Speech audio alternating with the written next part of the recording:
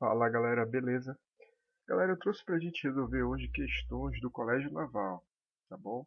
Escolhi algumas questões aqui legais pra gente dar uma revisada. Então, se você não é inscrito nesse canal, te inscreve, deixa o like pra você não perder nada. Me acompanha aqui, vamos resolver, vamos lá. Essa primeira questão, galera, vai te dar um texto aqui falando sobre derramamento de óleo, né? Contaminação na costa por derramamento de óleo. Bora para a pergunta, né? Que eu tenho algumas coisas aqui para te falar. Olha só o que ele te diz aqui. Em relação à presença de óleo nos oceanos, é correto afirmar que, galera, quando tu vê essas questões falando sobre derramamento de óleo, esse fenômeno de derramamento de óleo e contaminação do ambiente é chamada de maré negra. Tá? Então teve um vazamento, algum tipo de navio, qualquer tipo de transporte ou área que estava manipulando esse óleo, contaminou aquela região, tá? Principalmente se for na água, tá bom? É chamada de maré negra. Olha só como acontece aqui. Eu coloquei um desenho, um esqueminha aqui, para a gente entender como é que isso acontece. Olha só. Eu tenho aqui em azul como se fosse o oceano, tá? E quando há algum tipo de vazamento de um navio, de uma plataforma, né, o óleo ele fica, né, numa camada bem acima, na superfície. Tá bom? Lembrando que aqui nós vamos ter aquele detalhe da diferença de polaridade. Lembra que a água é polar, o óleo é apolar, tá bom? Eles não vão se misturar. Então, quando ocorre esse derramamento e essa camada de óleo ela fica aqui, ó, na superfície do oceano, ela impede, galera, tá, que o fitoplâncton, né, lembra que o fitoplâncton são os produtores, são os que fazem fotossíntese lá no oceano, tá? Ela impede que os raios ultravioletas que venham do Sol, olha, né, a luminosidade lá, ela incida no fitoplâncton. Lembra que o fitoplâncton ele precisa fazer o quê? Fotossíntese, tá bom? Então, essa luminosidade, essa energia, ela não consegue ultrapassar aqui, tá? Essa camada de óleo e ela não deixa com que o fitoplâncton faça fotossíntese. Se tu fores lembrar, produtor, como é o caso do fitoplâncton, eles são base da cadeia. Se você prejudica a base da cadeia, tu prejudica o resto da cadeia todinha alimentar, tá bom? Então, não passa energia, não passa luminosidade, não tem fotossíntese, tá bom? Prejudicando base da cadeia, você prejudica o resto da cadeia todinha. Diego, mas só isso que acontece? Não, galera, tá bom? Não vai prejudicar só essa cadeia aquática também. Lembra que tu tens animais, né? No caso aqui uma tartaruga, né? Que morre devido à contaminação desse óleo nas vias respiratórias. Às vezes esses animais até ingerem também esses óleos. E nós temos as aves, né? Que também vão mergulhar, às vezes para caçar, né? Na própria região litorânea que chega esse óleo, elas se contaminam e acabam morrendo também, tá bom? Então, falou em contaminação por petróleo, geralmente no oceano, é chamado de maré negra. Caso ele não venha te falando disso, desse detalhe da maré negra no oceano, tá? Especificamente para pedir para tu entenderes o processo, ele vai te perguntar como é que eu faço para resolver isso, como eu poderia resolver essa contaminação por petróleo, por óleo, né, por esse vazamento. Esse é um processo, galera, que é conhecido como biorremediação. Toda vez que tu ouvires falar o termo de biorremediação, significa que você utiliza um micro-organismo para quebrar, né, ou totalmente ou parcialmente essa substância. Isso já é utilizado com bactérias. Essas bactérias elas degradam esse óleo, tá bom? Então lembra disso, biorremediação. Contaminação no oceano, maré negra, impede que o fitoplâncton, né, que a incidência luminosa, a luz no caso, chegue ao fitoplâncton, ocorra a fotossíntese, detona a base da cadeia, prejudica o resto da cadeia todinha, tá bom? Então bora lá para a questão. Em relação à presença do óleo nos oceanos, é correto afirmar que esse glicídio é insolúvel à água, afetando os seres vivos presentes. Na verdade, não é um glicídio, não é um açúcar, né, galera? Tá? Então, a letra A está errada. Letra B. O zooplâncton não é afetado por esse lipídio. Tá. Toda vez que a gente falar em plâncton, lembra que a gente pode dividir o plâncton em dois grupos, né? O fitoplâncton, que são os produtores, e o zooplâncton, que é consumidor do fitoplâncton. Então, na alternativa B, ele diz que o zooplâncton não é afetado por esse lipídio, por esse óleo, né?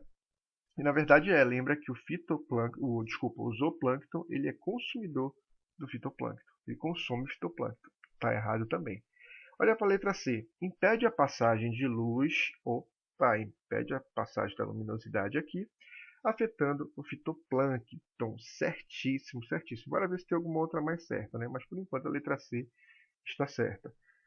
Letra D. O ecossistema não é afetado. Não. Bom, galera, pelo que eu já te falei aqui, você já sabe que ele é afetado, então nem lê o resto, sabe que está errado também. Letra E.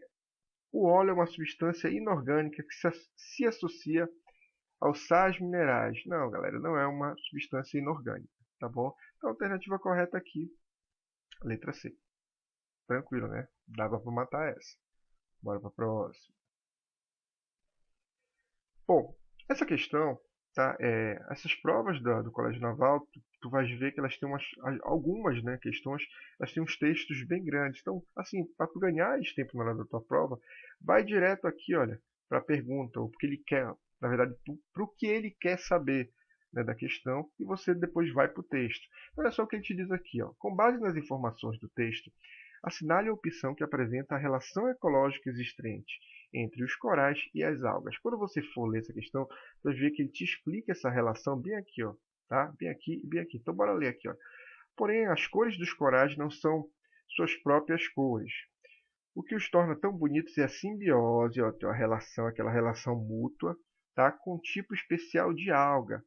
Os corais têm cavidades em seu exoesqueleto, de carbonato de cálcio, que é tudo branco. As algas se alojam nesses pequenos poros, o que facilita para elas a atividade de retirar a luz solar que penetra nas águas do mar.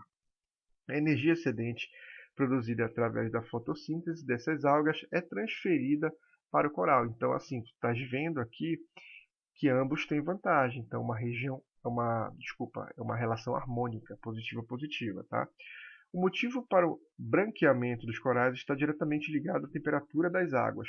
Quando ficam em regiões mais quentes, estas algas começam a produzir substâncias químicas tóxicas ao coral. Para se defender, o quinidário tem a estratégia de expulsar as algas. O processo de expulsão é traumático e aquela energia excedente que as algas davam para o coral some de uma hora para outra. Tá? Então, a gente está vendo aqui que o convívio deles é obrigatório. Né? Tu saiu, perdeu a água da alga, esse coral ficou esbranquiçado. Então, o convívio deles é obrigatório. A única relação aqui tu vais ver das opções onde o convívio é obrigatório é o mutualismo. Tá bom? Lembra que o mutualismo, qual é a característica do mutualismo? Ambos têm vantagem harmônica, positivo. Tá? E ela é intraespecífica entre espécies diferentes. No caso o coral, no caso a alga. Tá? Interespecíficas, desculpa, intra não, gente. Interespecíficas. Tá? E a diferença, por exemplo, do mutualismo para a protocooperação é que no mutualismo o convívio deles é obrigatório. Na cooperação ou protocooperação, o convívio deles não é obrigatório. Tá bom? Então a alternativa correta aqui, a letra B. Diego, por que não é colônia? Lembra que a colônia, a principal característica da colônia, eles estão unidos fisicamente. Né? E está dizendo no texto aqui que o coral expulsa a alga, então eles não estão colados. Lembra assim, colado, colônia. Tá bom? Então não pode ser a letra A. Letra C, competição. Na verdade, eles não estão competindo por nada aqui, né? Então não pode ser competição. Comensal. O comensal é aquele que se alimenta daquele resto de alimento. Também não está falando isso no texto. Tá? E o inquilinismo. O inquilinismo é quando uma espécie, um indivíduo, ele se instala no outro, só que ele não causa dano nenhum ao outro. Tá bom? O exemplo clássico que a gente tem de inquilinismo são as plantas epífitas, né? Elas se instalam em outras plantas só para fazer fotossíntese. Não prejudicam a outra planta, tá bom? De maneira nenhuma. Então, a alternativa correta, letra B. Bem tranquila também, né? Bora para a próxima. 38ª, uma questão sobre organelas. Observe a figura, ele te dá várias setinhas aqui, né? Identificando várias estruturas, várias organelas, né, que estão aqui na célula, e ele te pergunta: correlacione os números representados na figura acima com as respectivas organelas citoplasmáticas e assinale a alternativa correta. Vamos lá. O número 1, galera. O número 1, deixa eu ver aqui. O número 1 nós temos o complexo de Gold, tá bom? Bem simples da gente identificar aqui, tá bom? Complexo de Gold. Diego, o que tu pode me falar do complexo de Golgi? Galera, lembra que o complexo de Golgi tem três pontos importantes que você tem que lembrar. Primeiro, né, formação de isossomos, eles são formados no complexo de Golgi, tá bom? Formação da lamela média, lembra que a lamela média funciona como se fosse, como é que eu te falo? Imagina um cimento, dois tijolos e aquele cimento entre os tijolos, é como se fosse isso, uma barreira entre duas células vegetais, tá bom? A lamela média. E tu tens também a formação do acrossoma. Lembra que o espermatozoide dividido em três regiões: cabeça, peça intermediária e cauda. Na cabeça do espermatozoide tens uma bolha de enzimas. Tá? Essa bolsa é o acrossoma. Tá bom? Então, número 1, aqui nós temos o complexo de Golgi. O número 2. O número 2, galera, nós temos aqui... Deixa eu ver aqui. No número 2, nós temos as mitocôndrias. Tá? Diego, por que não é o cloroplasto? Galera, isso aqui que a gente está vendo é uma célula animal, não é uma célula vegetal. Tá bom? Então, nós temos aqui uma mitocôndria. Lembrando que a mitocôndria está relacionada à produção de energia. Tá? Lembra? Organela muito importante, tanto a mitocôndria quanto o cloroplasto. Elas apresentam características que inserem elas dentro de uma teoria. Teoria essa que é a teoria chamada da endossimbiose. A teoria da endossimbiose ela diz que tanto a mitocôndria, gente, quanto o cloroplasto, eles eram organismos que viviam isolados. E durante o processo de evolução, eles se adaptaram a viver dentro de outras células. Tá? E o que reforça essa teoria? Ele não vai te perguntar só quem está inserido na teoria da endossimbiose. Ele vai te perguntar que características reforçam a teoria da endossimbiose. Lembra, mitocôndria e cloroplasto apresentam DNA próprio, DNA que é diferente do DNA do núcleo. Tá? Não apresentam estonas, apresentam DNA circular. Opa, DNA circular é aquele mesmo lá que tu vai encontrar nas bactérias. Tá bom?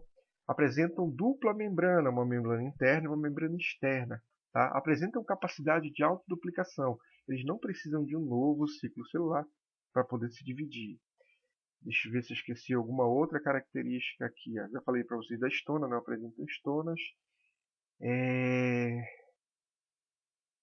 Bom, são essas. Tá bom? É só questão de revisão aqui mesmo. Né? Então, mitocôndria, produção de energia. Tá bom? Bora para outra aqui, número 3. Número 3. Nós vamos ter, tá feia essa imagem, tá? Mas nós vamos ter o retículo endoplasmático rugoso. Lembra? Tá? Como é para ensino médio, eles vão dividir. Então, na tua questão vai estar lá o retículo endoplasmático liso e o retículo endoplasmático rugoso. Mas, na verdade, gente, só existe um retículo endoplasmático, que ele tem uma região lisa, que não tem ribossomo, e uma região granular, tá? Que tem ribossomos. É só essa a diferença, tá? Também, na verdade, o retículo endoplasmático rugoso ele pode ser chamado de outro tipo. Retículo endoplasmático rugoso, granular ou ergastoplasma. Fica ligado nisso. Principal função, síntese de proteínas. Tá bom? Bora para quarta aqui. Na quarta nós temos a membrana plasmática, tá? Lembra que a membrana plasmática, bicamada lipídica, tá? Na verdade, fosfolipídios, tu vai ter proteínas também, tá? Se não tiver a parede celular, né, mais externa, tu vai ter ainda o glicocálice, tá bom? Fica ligado nisso aí. Então, membrana plasmática. E o 5, galera, nós vamos ter aqui, olha, tá? Os centríolos. Ah, Diego, tá feia essa imagem, tá feia, mas tu consegues ver tipo riscadinhos aqui, ó. Esses riscadinhos, galera, são microtúbulos. Lembra que o centríolo é formado por grupos de microtúbulos. Diego, qual a função dos centríolos? Lembra de duas importantes. Tá? Eles auxiliam no processo de divisão celular e na verdade, eles compõem os cílios e os flagelos. Tá? Isso em eucariontes. Tá bom? Então a alternativa correta aqui, letra D, bem tranquilo. Né? Bora para a próxima. Organela, aquele assunto que você precisa saber por qualquer prova da tua vida. Tá bom? Bora para a próxima. Quarta, galera, aqui, ó. Ele quer, na verdade, a gente não vai nem ler, né? Vamos para o que ele quer, que ele está te pedindo de forma direta. Assinale a opção que apresenta a sequência correta, tá? Então ele quer aqui os 5 reinos, né? E as características desses reinos aqui. Gente, lembra que essa classificação é uma classificação de Whittaker. Tá? O Whittaker ele classificou em 5 reinos. Monera, protista, fungi, planta e animalia. Diego, é aquela classificação de domínios, não é uma classificação feita pelo Itaker, tá, gente? Ela é feita pelo Wose ou Vose, tanto faz. Tá? Que é 3 domínios. Bactéria, árquea e eucária. Tá bom? Então, mas bora aqui para a questão. Vamos lá. Vamos lá aqui primeiro. Seres pluricelulares, eucariontes, tá? E heterotróficos. Então, galera, tu vai ter duas opções aqui, ó, tá? Seres pluricelulares só vai ter planta e animal, tá? Eles são eucariontes? São eucariontes. Lembra o seguinte. Deixa eu só abrir aqui para te ajudar. Vamos lá, caneta. Tá. Meu mouse não me ajuda aqui. Vamos lá. Agora foi. Tá? Lembra, galera, que o único reino aqui dos 5, Monera, protista, fungi, planta e animalia, o único reino procarionte, tá bom? Vai ser o reino Monera. Lembra que os integrantes são as bactérias e as algas cianofícias ou cianobactérias. Tá? O único procarionte. Todos os outros 4, tá, reinos, eles são eucariontes, ou seja, eles possuem carioteca. Bem tranquilo aí. Né? Então, essa característica aqui de ser pluricelular, eucarionte e heterotrófo, ou seja, se ele é heterotrófo, ele não produz seu próprio alimento. Então, só pode ser aqui, galera, animalia. Tá? Então, aqui vai ser o V, o quinto. Tá bom? Bora para outra. Seres unicelulares ou pluricelulares, eucariontes e heterotrófos. Galera, uni ou pluricelular, né? Eucariontes e heterotrófos. A gente vai ter aqui, galera, provavelmente, tá? Os fungos. Tá? Então aqui vai ser o 3. Vou colocar aqui o 3. Tá bom? Lembra qual a diferença aqui, Diego, do heterótrofo do animal e do heterótrofo do fungo? O heterótrofo animal é heterótrofo por ingestão e do fungo ele é heterótrofo por absorção. Fica ligado nisso aí, tá bom? Terceiro aqui, seres unicelulares e eucariontes, autótrofos ou heterótrofos, tá? Isso aqui, galera, seria reino protista, tá bom? Então, o número 2 aqui seria o protista. Bora aqui para o quarto, seres pluricelulares, eucariontes e autotrófos. Galera, pluricelular pode ser, né, caso você não soubesse, planta e animal. Eucariontes pode ser planta e animal, como eu te mostrei aqui há pouco. Né? E autotótrofos, lembra que quem faz fotossíntese é a planta, a alga no caso, né? A alga, a planta e algumas bactérias. Tá bom? Então, provavelmente aqui é o quarto. Tá? Então, seriam as plantas. E o quinto aqui, seres unicelulares e procariontes. Galera, o único procarionte aqui, tá, são os integrantes do reino Monera. Só esse reino é procarionte. Então, a alternativa correta aqui, bem de boa, letra E. Tranquila essa, né, galera? Bora para a próxima. Quinta questão de 2017. Olha só o que ele te diz aqui. A divisão celular é um processo que ocorre nos seres vivos, por meio do qual uma célula chamada de célula-mãe divide-se em células-filhas, com informações genéticas relativas à espécie. Dependendo do tipo de célula, esta se dividirá por mitose ou meiose. Tá? Eventos complexos que fazem parte do ciclo celular. A mitose é importante por diversos motivos, exceto, ou seja, ele quer saber qual é o motivo, né, que não se encaixa para o caso da mitose. Lembra de um detalhe importante que eu coloquei para vocês aqui, ó.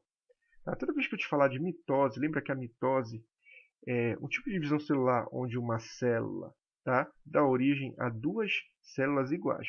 Detalhe, nesse desenho aqui, galera, ele está te mostrando como se fosse só célula 2N diploide. Tá? Mas lembra que pode ser também, galera, tá, uma célula N.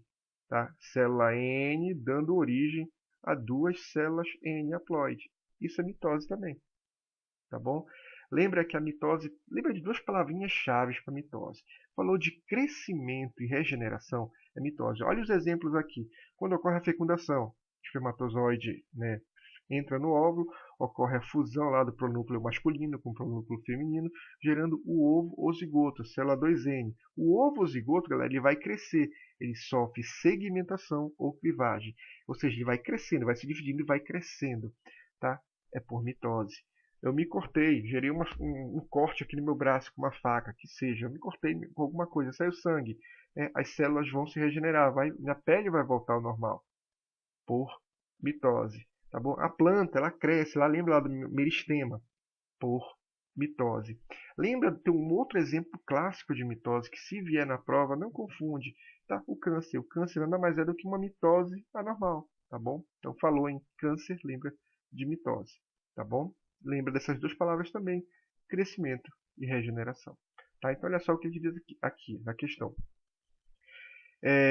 A mitose é importante por diversos motivos, exceto porque substitui as células mortas por outras novas. Como eu te falei, galera, tá? Célula da pele aqui eu me cortei, gerou uma ferida, gerou cascão, as células vão recompor aquela região, é por mitose. Então não pode ser a letra A. A letra A está certíssimo, tá? Regenera as partes lesadas do organismo. Certíssimo. Pode se encaixar o mesmo exemplo, tá? Letra C. As células filhas são geneticamente diferentes da célula mãe. Olha só, a resposta é essa, errada. Provavelmente essa aqui. Galera, a mitose ela não gera células diferentes. Ela gera aqui, olha, filhas diploides, células idênticas. Tá? Então, provavelmente a alternativa errada, no caso é a certa, é a letra C. Bora para as outras aqui. Letra D. São as células somáticas que fazem esse tipo de divisão celular. Célula somática, célula do corpo. Tá? Na verdade, qualquer célula que não seja célula reprodutora. Certíssimo também. Tá? Letra E. Ocorre tanto em células haploides, como eu te mostrei aqui, ó, pode ser uma haploide, tá? Dando origem a duas células haploides, certo? Tanto em haploides quanto com células diploides, que é isso aqui que eu estou te mostrando, tá bom? Então, certíssimo também, tá? Então, a alternativa correta aqui vai voltar. Só se meu mouse... tá. Letra C. É porque às vezes meu mouse ele não me ajuda aqui, galera, tá bom? Letra C. Bem tranquilo também de entender, né? Bora para a próxima. Bom, galera, é uma questão de fisiologia, bem tranquila também, tá? De sistema circulatório, né? Vamos resolver aqui a questão. Olha só o que ele te diz. Analise as afirmações a seguir. O coração humano é dividido internamente em 2 átrios e 2 ventrículos. Galera, existem 2 corações, né, que tu tens que focar nisso, nessa questão de número de cavidades, que é o de aves e de mamíferos, tá bom? Na verdade, os répteis, né, podem ter 3 ou 4 cavidades. Mas geralmente, quando ele te fala, ele quer comparar, ele vai comparar de ave e de mamífero. Nós temos 4 cavidades, que é isso aqui que eu te coloquei para ti, ó, tá? Cavidades superiores são os átrios, tá? E as cavidades inferiores são os ventrículos, tá? Lembra lá, peixe, 2 cavidades. Anfíbios, 3 cavidades. Voltando, peixe, um átrio e um ventrículo. Anfíbios, 2 átrios e um ventrículo. Répteis, 2 átrios e um ventrículo, ou 2 átrios e 2 ventrículos, tá bom? Aves e mamíferos, 2 átrios e 2 ventrículos. Fica ligado nisso aí, tá? Então, nosso coração ele é tetracaviário. Certíssimo, alternativa 1, tá certo, tá bom? Então, tá certo. Bora lá. O sangue proveniente dos pulmões é rico em gás carbônico, tá? Galera, o sangue, quando ele volta do pulmão, vou colocar aqui, ó, pulmão, ele volta oxigenado e ele entra aqui, ó, no átrio esquerdo. Tá? Lembra que um sangue rico em O2 é um sangue arterial. Tá? Então, esse sangue que vem do pulmão, ele é rico em oxigênio, sangue arterial. Olha o que ele diz na questão. Sangue proveniente dos pulmões é rico em gás carbônico. Erradíssimo. Tá? Não é rico em gás carbônico, mas sim em oxigênio. Tá bom? A 2 está errada. Então, a alternativa que tem 2 não pode ser essa, não pode ser essa, não pode ser essa. Bora ver essas outras duas aqui. Terceira, o sangue que passa pelas válvulas segue obrigatoriamente um único sentido. Certíssimo, galera. A função das válvulas tá? É evitar que ocorra o refluxo sanguíneo. Tá? Se tu tiveres algum problema nessas válvulas, esse sangue ele vai passar, mas pode ser que ele volte um pouco. Tá bom? Então, terceira tá certíssima também. Tá bom? Lembra que aqui tem as válvulas aqui, ó, tá? Então o sangue ele entra, né, pelo átrio esquerdo, ele passa pela válvula pro ventrículo esquerdo para depois ele poder sair, tá bom? Então, certíssimo. Quarta, o sangue rico em oxigênio chega ao coração pela veia cava inferior, superior e inferior, que são essas duas aqui que ele está te mostrando aqui, ó, o 1 e o 2, é a veia cava, tá? Só que esse sangue ele está vindo dos tecidos que a gente chama, tá bom? E ele vai entrar onde? No átrio direito. Só que esse sangue ele é rico em CO2, é um sangue chamado de venoso, tá bom? Então ele não é rico em oxigênio, ele é rico em gás carbônico. Então tá errado também, tá bom? Quinta, só para a gente fechar aqui. O sangue pobre em oxigênio entra no coração pelo átrio esquerdo. Não, galera, o que entra pelo átrio esquerdo é o sangue rico em oxigênio. Do átrio direito entra o sangue rico em gás carbônico. Então também está errado. A alternativa correta aqui só 1 e 3. Letra E. Tranquilo, né, galera? Bora para a próxima questão. Questão de ecologia. Vamos lá. A cadeia alimentar é uma série linear de organismos pela qual flui energia originalmente captada por alguns tipos de seres vivos. Sabe-se que em um ecossistema, os diversos organismos existentes podem ocupar diferentes níveis tróficos, tá? Em diferentes cadeias alimentares. Imagine as seguintes situações e assinale a alternativa correta. Então, tens aqui uma planta, duas plantas e os consumidores, tá? Aí ele vai colocar várias afirmações aqui. Vamos lá. Primeira coisa que você precisa lembrar aqui, olha, galera, nível trófico, tá? Diego, o que é um nível trófico? Galera, o nível trófico nada mais é do que um local onde aquele organismo esteja. Então, por exemplo, a planta, tá? Ela está no primeiro nível trófico, tá? Primeiro nível trófico, beleza? Esse gafanhoto é o consumidor primário, porque se alimenta da planta, mas ele é o segundo nível trófico. E por aí vai, tá bom? Então vamos lá. Em 1 e 2, o pássaro possui o mesmo nível trófico. Vamos lá. Tá? Aqui nós temos a planta que é o produtor, primeiro nível trófico. O pássaro aqui, olha, ele é o consumidor primário. Por que consumidor primário, Diego? Porque se alimenta do produtor. Tá? Aqui a planta é o produtor, o gafanhoto é o consumidor primário, tá bom? O pássaro aqui, ó, já vai ser o que, ó? Consumidor secundário. Então eles não estão no mesmo nível trófico, tá bom? Estão em níveis tróficos diferentes. Então a letra A está errada. Letra B. As plantas são seres heterotróficos. Não, galera, não são heterotróficos. Né? Falou em base de cadeia aqui, planta, alga, algumas bactérias elas são autotróficas, tá bom? Elas produzem o próprio alimento delas, tá? Então, letra B está errada também. Letra C. O produtor permanece sempre no último nível trófico. Galera, o último nível trófico aqui, ó. Dessa primeira é a cobra, tá? Dessa segunda aqui, ó, é o gavião. É o último nível trófico, tá? A planta, no caso o produtor aqui, ele é sempre o primeiro nível trófico, e não o primeiro nível trófico, isso, não o último, tá? Então, está errado também a letra C.